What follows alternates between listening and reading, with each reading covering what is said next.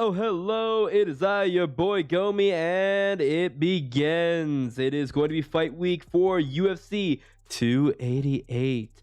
The return of one of the greatest combat sports athletes of all time, one of the four champs, simultaneous champions of two divisions, who vacated his belt back in 2020, is now returning to face potentially the new Bantamweight GOAT, believe it or not. One of the greatest bantamweights of all time, Aljamain Sterling versus Henry Cejudo. Now, this is an exciting fight, and the card's sneakily good. It's a decent card, but it's not going to do well. Sterling is not liked by the MMA community and a lot of casual fans, and Henry Cejudo is not liked by them as well, too, even though I've always been a fan of Henry Cejudo. But regardless, let's look at this card. Let's look at this card that I'm so apprehensive of. Daniel Santos versus Johnny Munoz. I'm going to be leaning towards Daniel Santos for that. I have not seen a ton from each of these guys. I'll be 100% with you. I've only seen one fight each for both of these guys. From what I've seen, I'm going to go for Claudio Ribeiro. I can't really comment much on that. Forgive my lack of research.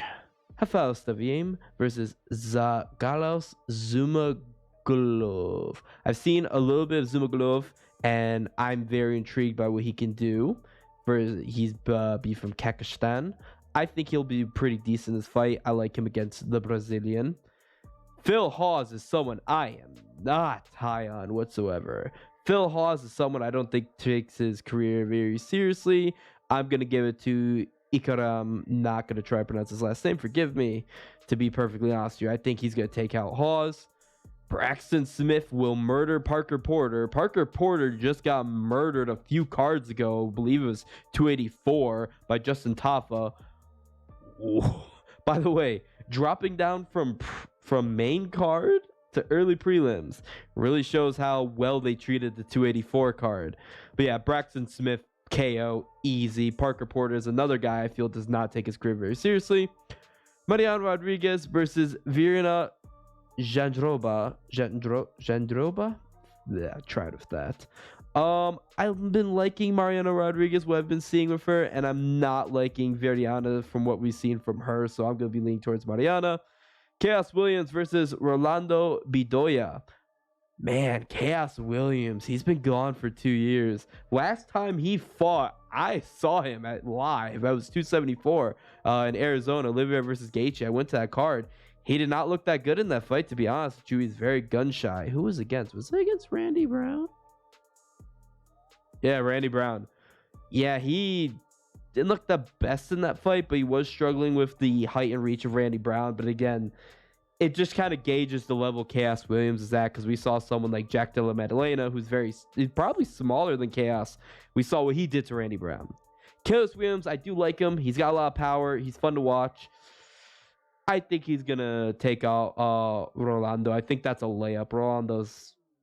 But it also depends if he's in the right mindset. Kennedy, nope. Versus Devin Clark. Not a fan of Devin Clark. He's very similar to Phil Hawes, in my opinion. So I think Kennedy's going to take him out.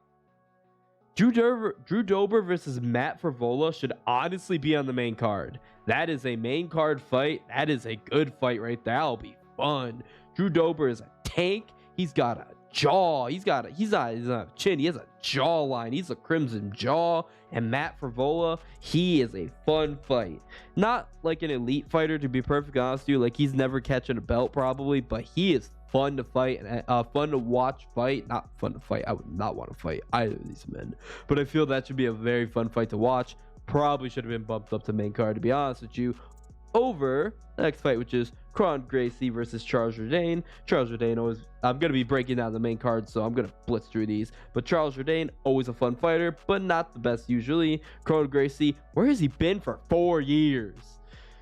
Bryce Mitchell versus Movar Ezvolov.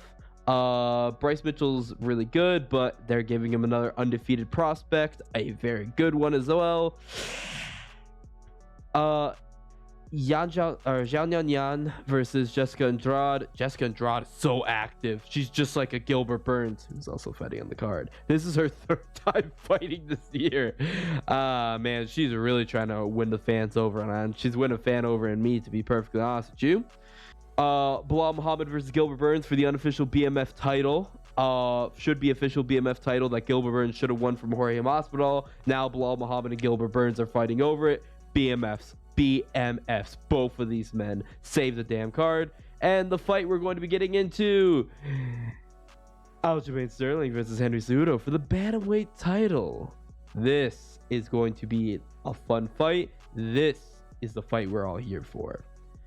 So, standing across the champion, Aljamain Sterling, 33 years of age, 22 wins, 3 losses. Very good record. As much as a lot of people like to shame on Sterling and roast him and stuff like that, and I join it. I don't like Sterling, I'll be honest with you, but he's good. He's damn good. He has a good record, and those are not filled with cans. He's taken on some tough guys we'll get into. But record 22-3, 3 knockouts, 8 submissions, 5'7" in terms of height, which is really good for the bantamweight division. Orthodox stance, 71-inch reach advantage, 1.98 takedown average, a 60.32% significant strike accuracy, which is surprising to me with how sloppy his striking is. He's going to be a -105 favorite, but underdog. Sorry, forgive me, I'm stupid. But this card's a pick'em. Like, I looked at the odds and it already is even up the odds. It's a pick'em. He has significant wins over Petr Yan twice, TJ Dillashaw, Corey Sandhagen, Pedro Munoz, and he's got some other pretty decent wins in there as well too, such as like Cody Stamann. What's another good one he really had? Rafael Sutter beat him. Never mind. He's got some good wins in there. So, standing across from him is going to be the former Bantamweight King, the one who vacated the title, one of the greatest combat sports athletes of all time, a Olympic gold medalist, former flyweight and former bantamweight champion, Henry Cejudo, 36 years of age, 16 wins, 2 losses, 8 knockouts, no submissions, surprisingly enough. He's going to be 5'4" in terms of height.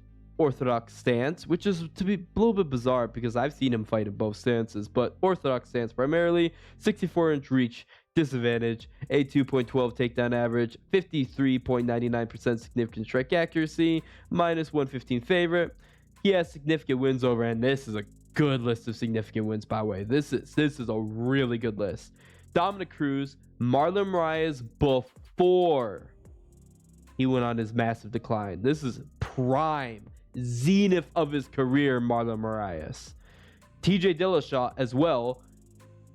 So TJ Dillashaw, Aljamain Sterling beat TJ Dillashaw off one arm after a 1-year layoff. Before that, 2-year layoff. This is prime TJ Dillashaw, granted depleted from featherweight, but prime because he was on EPOs. He got busted from EPO in this fight, and Henry Cejudo still knocked him out round 1. And then one of the best wins you could ever have on your significant wins. Probably of all the time I've been doing these videos, the best significant win anyone's ever had here, Mighty Mouse, Demetrius Johnson, one of the greatest mixed martial artists of all time. I rate him as number 4 on my list, maybe number 3. If you discount Silva because of a little bit of cheating, he had with the roid usage, but then again, that's just to mask his broken leg and also his poor record at the end. But in all honesty, though, like I said, like that's an amazing record right there. That's an amazing win right there. So let's get into Aljamain Sterling. Aljamain Sterling, again, I don't want to discredit him. He's good. He's really damn good. Aljamain Sterling dominated Dillashaw. One arm or not, he still dominated him, and I said he was going to dominate him. Sterling fight, it was the second Yan fight was really, really close, really contested. Dana White himself even thinks that Yan should have won. It's really contested, but I think Sterling won barely, whatever the case is. He beat him. The first fight against Yan, a lot of people want to twist the narrative and say that Sterling was doing really well on that. Yeah, he was outstriking him on volume, but he was doing the same thing that Corey Sandhagen was doing in his fight against Petr Yan. which was out-volleying him in the early rounds, but we see what happens in the later rounds. And we saw that really hard with the Aljamain Sterling fight. People keep forgetting that he was gassed out beyond all belief. He was close to getting finished. Honestly, if he didn't throw a knee and instead just punched him, he would have got the finish. I'm sorry. I'm not going to revisionize history. Sterling was losing that fight horribly, and Jan was winning the fight. But regardless, he won by DQ. I don't like how he... I don't like how he won. I think it should have been, vacated belt regardless. If you're going to give it Sterling, and then he does the whole thing where he throws the belt off, I'm like, good on you. Then he starts posing with the belt and saying he's a real champ and calling Piotr Jan his son, 3 days later. I was like, no. But regardless of those, he's done really well in his next couple fights. And even before that, took out Corey Sandhagen round 1. That's not easy to do. Corey Sandhagen is really good. We saw this. He dominated Chito Vera. Why was that split decision? He dominated Chito Vera. He took out Song Yadong via crafty maneuvers despite having the clear power disadvantage. He was crafty and took him out. Put on an absolute masterclass of a fight against Piotr Jan. Got robbed in his fight against Dillashaw. Honestly, did amazing against Dillashaw. And he's good. He's really good. And we saw that Aljamain Sterling took him out by superior grappling. It wasn't no fluke. It was just he was far better grappler and caught him easily. And then he beat Munoz with a decision, but nobody can beat Munoz. Nobody can knock him out. Now, he has had some losses, though. That's the thing. That's the one thing you gotta say, though, about Henry Cejudo, and a lot of things a lot of people are going to point out, is he lost to prime Marlon Moraes. Henry Cejudo knocked out prime Marlon Moraes. That's one thing to mention that I'll lean towards Cejudo, but we're still talking about Aljamain Sterling. What does Aljamain Sterling bring to the table? Massive size advantage. Henry Cejudo is small. He has always been small. He was he is a little bit too big for featherweight, but he's a small bantamweight, and I don't know how he's going to ever go up to featherweight like he wants to. But regardless, Henry Cejudo is a very small bantamweight. Aljamain Sterling's a very big bantamweight. He's massive. He's tall. He big brother TJ Dillashaw extremely hard in their fight. Just the size advantage was insane. And his grappling's very good. That's the thing. He will get you into these weird positions, and he'll just rain blows or get you a submission. He throws lots of takedowns. He throws lots of strikes, and he has very awkward striking. I don't think he's got a ton of power, to be honest with you. I don't really see him flatline KOing people on the feet. Any knockouts he does get, it's literally just because he backpacks them, and he just starts raining blows on them. But regardless, he throws a lot of volume, and he's got really unorthodox strikes. He could catch someone. Cejudo was coming off a massive 3-year layoff. His chin may not be up there. I don't know if he's doing a lot of hard sparring. I don't know what his chin's like. Funkmaster could catch him with some really bizarre strike. There's something that can be done there. So I don't want to take anything away from Aljamain Sterling, and I want to still acknowledge he's a dangerous opponent. But Henry Cejudo's always been a very special athlete. He's coming off a 3-year layoff, which is a massive disservice. And I said this when Aljamain Sterling fought TJ Dillashaw. Father Time is undefeated. But then again, why am I bringing that up? Because Father Time was recently defeated by John Jones. Why am I bringing up John Jones? I don't like John Jones. Y'all know I don't like to talk about him. Why am I bringing him up? Because who was one of his main training partners and I think coach? Yeah, Henry Cejudo. Henry Cejudo, Coach Jones. Special athletes are different because then again, I said Father Time's undefeated with the asterisk of Georges St. Pierre. Well, now Father Time's undefeated with the asterisk of Georges St. Pierre and John Jones. Do you know what they have in common with Henry Cejudo? Double champions. But you know what Henry Cejudo has over both of them? Simultaneous double champion who's defended both belts. Yes, he's defended both belts. Henry Cejudo is a different athlete who could beat Father Time. I don't want to say it's assuredly he's going to beat it because Father Time still scares me, and he's not going up against a pushover. He's going up against Aljamain Sterling. Currently, right now, I feel the best bantamweight. Possibly Merab might be a little better, but I like Aljamain Sterling's finishing ability a little bit better than Merab. So I'm going to say he's the best bantamweight right now. Simple as that. And Henry Cejudo is going off a 3-year layoff to fight against this monster. That's like, you need to be a special athlete to get that. Now, enough of the asterisks and the special athletes talking all that. Why is Henry Cejudo so goddamn good? Olympic gold medalist in wrestling, and his wrestling has never deteriorated, it's never faltered. He's become more of a striker ever since he first transitioned to MMA. He's always been more of a striker. He had more of a kind of like basic MMA boxing stance, but then he went up against one of the goats of MMA, Demetrius Johnson. Demetrius Johnson beat him with superior Muay Thai. He got him in that Thai clinch, and he just kept raining knees to the body. Henry Cejudo, he said, okay, I'm going to try coming back. He lost up against Megan Levy's husband, Benavidez, unfortunately, decision. He then took a long time, took almost a year, and revisioned himself. He came back with a karate stance. He had more of a karate stance now, and he had a more educated idea of how to use his power, got his first knockout, and he really discovered how to get those finishes. Because, yeah, 2 decisions against Pettis and then Johnson. But the thing is about against Demetrius Johnson, Mighty Mouse, is that he also utilized his wrestling, and he won that fight via wrestling. Like, yeah, he won these fights with his new karate stance striking, but he won this fight with his wrestling, showing he is able to adjust on the fly. He is one of the best fight minds possible. That's why the likes of John Jones, Jiri Prohaska, Zhang Wei Li, Davison Figueiredo, that's why these people are going up to him to learn. Even Demetrius Johnson trains with him.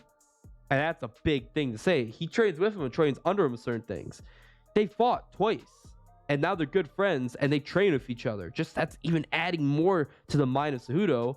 But one of the best performances I've ever seen from Cejudo was he used his karate stance against Marlon Moraes. Marlon Moraes is one of the best leg kickers in the sport, and that karate stance with that lead leg does not fly. So what he did, He adjusted. He adjusted, and he fought with more of that traditional MMA striking stance he had in his earlier fights. He adjusted with that stance, fought against Magic Marlon Moraes with that stance, and he was able to just tough it out and grit it out because Moraes was tagging him, doing damage. He eventually said, forget it. Forget this technical brawl. Forget this clean fight. I'm going to defeat you with heart alone. That's it. He just beat Marlon Moraes on heart alone, and that was prime zenith Marlon Moraes. And it wasn't like, oh, Marlon Moraes fell off a cliff after that. No, he then was able to beat in a bit of a contested decision against Jose Aldo. Henry Cejudo beat him. He beat Moraes. And then he went on and fought what people consider as the Bantamweight GOAT, Aljamain Sterling. If he beats Henry Cejudo, I feel he becomes a Bantamweight GOAT. But still currently right now it's Dominic Cruz. And Henry Cejudo finished Dominic Cruz. He finished Dominic Cruz. He finished TJ Dillashaw and Moraes back to back. That's an insane finishing streak. Proves to you what kind of athlete Henry Cejudo is. But again, he's 36 years old and he's on a 3-year layoff. Like, he's not in his prime anymore. He hasn't been doing anything for the last 3 years. He looks in shape now. I've seen him recently. He looks very much in shape, but he didn't look in shape through most of that. He's a dad now. There's other priorities. He's never truly like been in it for the competition anymore. Like he said, he got tired of competition. That drive in him might be gone. It might be gone. Those are reasons why Aljamain Sterling can take him out. But Henry Cejudo, if we see the Henry Cejudo back in the past, I feel he could beat Aljamain Sterling. I feel he could finish him because his striking's better. His wrestling's better. The only thing is Aljamain Sterling has better grappling in terms of jiu-jitsu and submission skills. But Henry Cejudo, has he ever been submitted? No. He's been knocked out and he's been beat on decision. I don't think Sterling's going to knock him out, but I can see him beat him on decision. So it's hard to say. His cardio's always been good. Henry Cejudo's just all around a really great fighter. Always one I've been like a fan of. A lot of people don't like him because of his king of cringe thing, but if anyone could beat Aljamain Sterling off 3-year layoff, again, it's a special fighter who could beat Father Time, and I feel Henry Cejudo is one of those fighters. And imagine he beats Aljamain Sterling. He fights against Sean O'Malley, who actually I think is probably one of his hardest fights in the bantamweight division, believe it or not. And I think I'd lean towards Sean O'Malley, you don't want to hear me say that. But say he does beat both of them, like he says. And he goes up, fights Alexander Volkanovski. I'm leaning heavily towards Volkanovski, but there's still something in my heart that wants Cejudo to win and can see him win. Say he does that, he's the greatest athlete of all time. He's C4. But I'm getting so ahead of myself because he has to fight Aljamain Sterling, who I might be leaning towards him, to be perfectly honest with you. I might be leaning towards him. As of right now, I think I'm going to lean towards Aljamain Sterling. Simple as that. Just because Father Time. But, this is not hard. I think Sterling wins. This is kind of like the Dong Simone fight, where I was like, it could go kind of either way. I wouldn't be surprised in whatever way. This is going to be me tentatively saying I think Sterling wins, but I can absolutely see Cejudo winning. And if you ask me who I want to win, I would like Henry Cejudo to win. Regardless, should be a fun fight. Be sure to let me know what you think down in the comment section below. Bye-bye.